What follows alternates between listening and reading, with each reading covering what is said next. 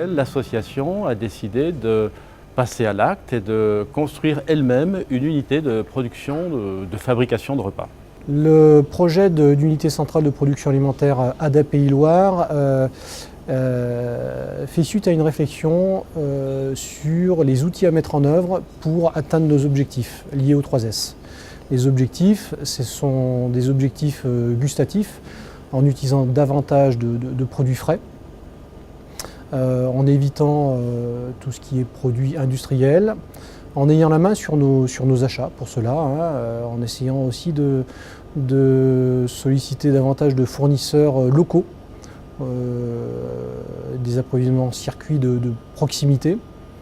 Donc ce travail est actuellement en cours. Sur cette unité centrale de production alimentaire, nous produirons environ 2500 repas jour, qui permettront de couvrir 70% des besoins internes ADA Pays Loire. C'est en tout cas un challenge que l'ADAPI s'est fixé pour véritablement atteindre ses objectifs, qu'elle n'arrivait pas forcément à atteindre par le biais des sociétés de restauration collective, extrêmement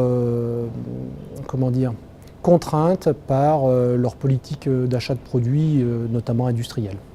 Les sociétés de restauration avec lesquelles on travaillait sur des marchés concédés ont assez bien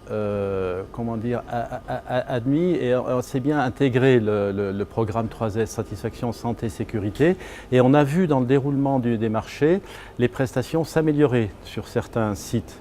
Ce qui signifie qu'ils avaient bien pris en compte nos exigences sur le terrain, mais aussi dans les contrats.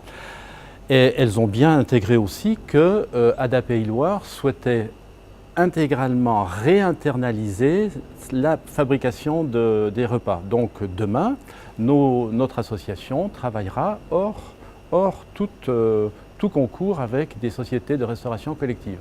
Nous fabriquerons par nous-mêmes. Et ça, c'est une nouveauté. La création de l'unité centrale de production alimentaire, donc la réinternalisation de la fabrication de nos repas, elle présente deux intérêts majeurs. La première, c'est de fabriquer par nous-mêmes et de décliner le programme 3S dans son intégralité. Et la seconde, aussi importante, c'est de permettre à des travailleurs en situation de handicap, d'offrir à des travailleurs en situation de handicap une palette de nouvelles activités qui n'existaient pas aujourd'hui dans nos ESAT. Nous serons en fabrication propre sur environ 70% des repas servis dans nos établissements. Le reste, les 30% restants continueront d'être concédés à des sociétés de restauration, à une société de restauration vraisemblablement, parce qu'il y a une grande complexité de fabrication des repas et ça s'adresse essentiellement à des personnes lourdement handicapées et où la fabrication, la texture est éminemment complexe.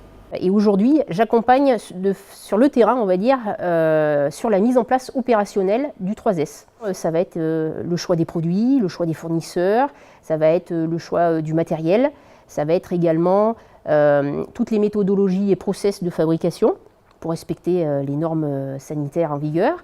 Ça va être également les circuits logistiques, comment on va livrer les repas à telle heure, sur tel endroit, comment mettre également un outil d'indicateur satisfaction, un suivi qualité. En fait, tous les éléments opérationnels qui vont permettre un bon fonctionnement de cette cuisine centrale. Et le projet est assez exceptionnel parce qu'il nous permet d'aller jusqu'au bout de la démarche avec la construction d'un outil spécifique, l'unité centrale de production, et de tout ce que cette unité centrale de production va permettre de mettre en œuvre issu de cette réflexion des médecins au départ, et de voir comment est-ce qu'on peut au quotidien garantir des apports nutritionnels, des textures modifiées, des régimes, etc., qui correspondent réellement à ce qui a été identifié au départ par le corps médical.